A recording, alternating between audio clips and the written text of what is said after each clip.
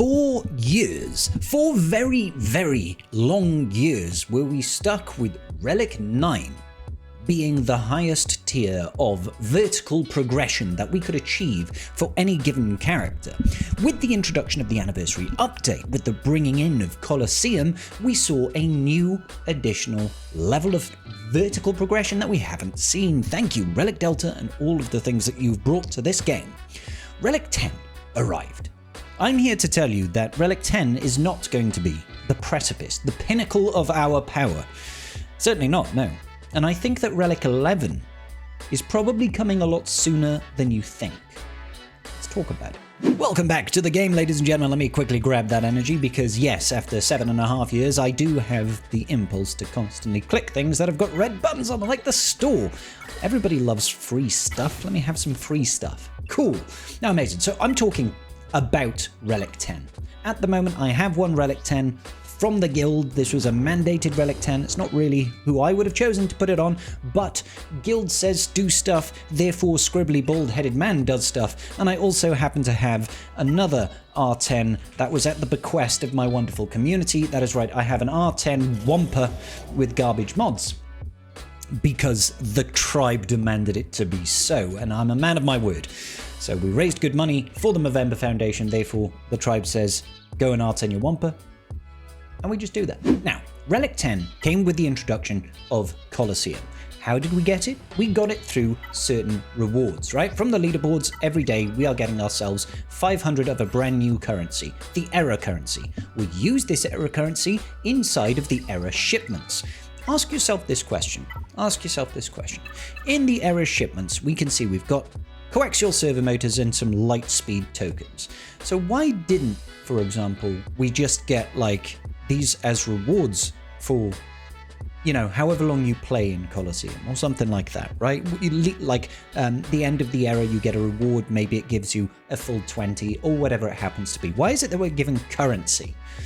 Currency enables us to have a certain degree of authority in where we get to spend our materials. We can choose for Relic 10, but if Relic 10 is not going to be valuable to us, maybe we choose to have random Relic 5 units of our choice, or maybe we want to go even further lower down the totem pole and just get some Gear 12 units, you know? We have that autonomy of choice where we can choose where to do it, where to spend it. The other thing that's really interesting about shipments is this can change. And I think we are going to see this store change in the future. And I think it's probably going to happen next year.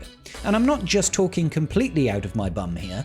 I do have some evidence to suggest that I might be right in this. I would first like to point us back to why Relic Delta, okay? So the design fireside chat. Within this chat, the devs basically wanted to give their validation, their reasoning, their arguments behind why they feel we needed to have Relic Delta in the game, and it has to do with this problem that they call scalability, right? They say that without having proper scalability within the game, they can't incentivize correctly or essentially ramp differences in damage appropriately without it getting completely out of hand, where, you know, Relic 10 has got absurdly high stats compared to Relic 9, and Relic 11 has got absurdly high stats compared to Relic 10, and then it gets almost impossible to try and scale the game's difficulties across the entire board of players that exist in the game. That's fine, this was their solution, Relic 10 was their answer. They also state that this is the reason why we've been stuck with Relic 9 for so long, is because they didn't have an appropriate way of doing it, and they can't just stat bump every single relic until it's out of this world astronomically high and ridiculous, right? Instead, they've got the scalable thing where, you know, if you've got a difference in relics, that Relic Delta number is going to result in either increase or decrease in final damage figures. So it means that they can be a little bit more reasonable with those stat increases while still providing a good benefit to players that are over relicked and making it difficult for people that are under relicked, right? That is their argument as to why we haven't seen Relic 9 move to Relic 10 for 4 years. Considering this game is 10 years old, we've had a pinnacle of our, like the height of our top end vertical improvement in this game has been the same for 4 whole years. 40% of the time that this game has been around, we've not seen further vertical progression. That is a long time. Now that they've got Relic Delta in place, they have got an easier means of showing us how we can actually increase. there is something else that I want to point out as well, something that some people have missed because they're not going to be hanging around like no-lifes like myself, checking through the data mines that you see in Swigger.gg's Discord server, and the wonderful people there that do it. Shout out to Sig, what a bloke.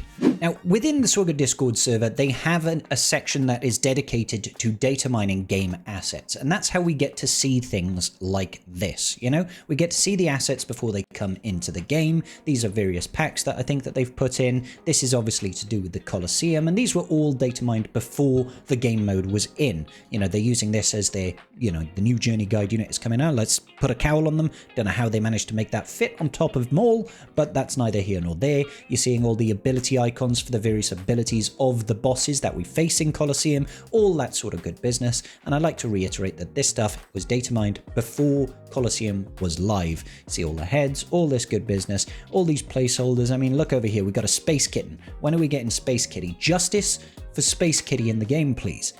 I think we need to start a movement. That's right.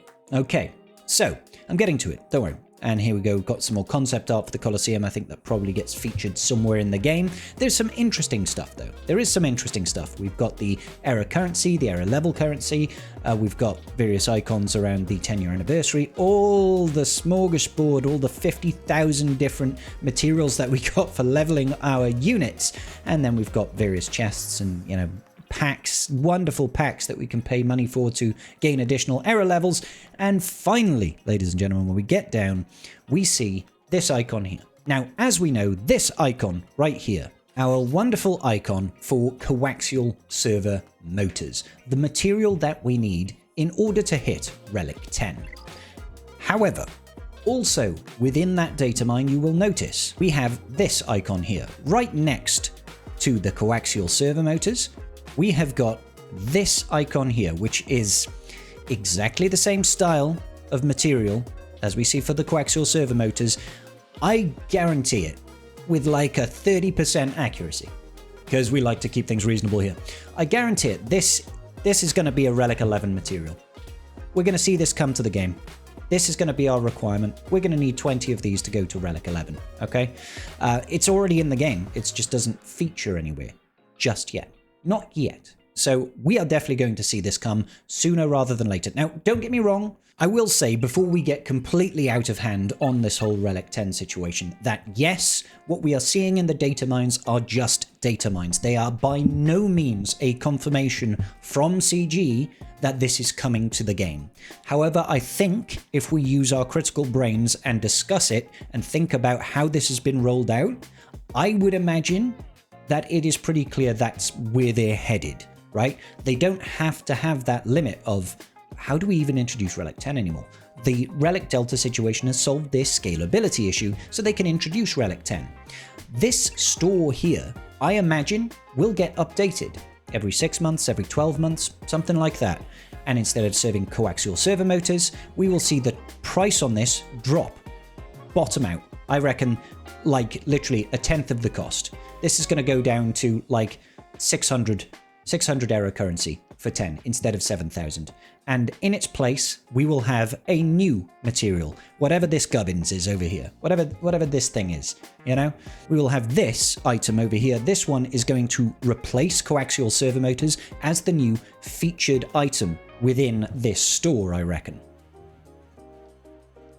In the same way that they have featured raids, which is the only way we can get Mark III raid currency, I reckon the coaxial server motors will get repriced, will drop down, and we'll get whatever that new piece is called. And that's how we'll introduce Relic 11. They'll make Relic 10 easier to access just by making it far cheaper. They'll introduce more ways for us to get more signal data, more girder keypads, more droid brains, more aero mags, and potentially coaxial server motors might not even just have their price cheapened, it might also then move over to the Jawa scavenger node, which we can see they've recently added corrupted signal data, droid brains, and girder keypads. They've made, well, girder keypads have always been there, but they've made these things accessible through the Jawa scavenger. When Relic 11 comes to the game, I fully expect us to have server motors come over here, so people are not scrabbling in Colosseum to try and get Relic 10. It's not in CG's interest for them to make Relic 10 this forever inaccessible thing. We saw it with Relic 9 when it first came out, and it's remained a pretty difficult thing to achieve until recently because they had no answer for what do we do next. They've got the answer now with Relic Delta, so I expect us to see far more regular updates to that vertical scaling, because that gives them the space to move, the space to push people to keep looking for higher and higher gear levels, or relic levels as the case may be. I do not think, by any stretch of the imagination here, that I'm going crazy with this level of speculation. I think it fits. I think there's already assets in the game, and CG wants us to improve. All they want to do right now is try to do that second part that they talked about, where if you are getting Relic 10, it needs to have things to do with Relic 10, right? We need to be able to have legendary unlocks that require Relic 10. We need to have assault battles or era battles that require Relic 10 and reward us with good rewards for leveling up our characters. It's part of their very own ethos that they said in that fireside chat. They talk about it here. They say, the core gameplay loop is you play, you get rewards, you invest, Relic 10, Relic 11, you get stronger, you play. Rewards don't matter if there is nowhere to invest. Exactly. So they are going to give us the option to keep going through these vertical levels of progression so that we can enjoy our new units and then strive for something further. It is an endless hamster wheel, guys. It is an endless hamster wheel, but that is the game that we play. We are playing a live service game. There has to be a future for it. And this is one element of it. It feels like recently CG has been building out what is essentially just frameworks for gameplay, right? We saw it with the era system. We saw it with the era system coming into play, with, you know, the era of the anniversary update over here pushing in and segregating era content from legacy content. Go back further from that, the way that they implemented things, I think it was starting with the Rise of the Skywalker, not Rise of Skywalker, Revenge of the Sith era, where we had, you know, a very clear structure to how things were going in. Every 2 weeks we get a marquee at the end of the, you know, the era system. We'll get a journey guide, or we'll get a raid, or we'll get a galactic legend, and then it goes into a cycle of, you know, every 3 months there is a cycle, essentially. It feels like they've tried to embed that very clearly. This, with relic leveling, feels like to me another framework that they've been trying to put in place, so that once it is in place and they're saying, oh look, don't worry, every year we'll get another relic level. I'm putting that number out of thin air right now. I think it's going to be sooner rather than later. I think 2026 we'll see the Relic 11 or even potentially Relic 12, depending on how hard they want to push this. Now, I do think that they'll have to keep on scaling up the economies to make getting through Relic 1 to 9 a lot quicker and easier, and I fully expect that to become the case when they make these changes, right? But hopefully, if they get all these frameworks in place, they then have to worry less about making those frameworks work and focus more on really good new game modes, like I can't even finish that sentence. I'm still hopeful that this game mode gets better when we're all, you know, at the top end of the bracket, but that remains to be seen. I want to reserve further judgment on Colosseum as a game mode until we've seen the entire era. I still think it's probably a bit of a backwards approach of how they've taken it, but I've moaned enough about that, I think. Anyway, guys, what are your thoughts? Do you think I'm going cuckoo with this speculation, or do you think that there is an element of truth, a grain of truth, a dusting, a nibble of truth? I certainly think there is. I certainly think there is. And I know I haven't been Relic Delta'd enough recently, so let's get it, baby. Make sure you do like the video before you go, by the way. You are rather handsome, or maybe you're beautiful. Maybe you're both. We don't discriminate. All right. See you all later, guys. Peace.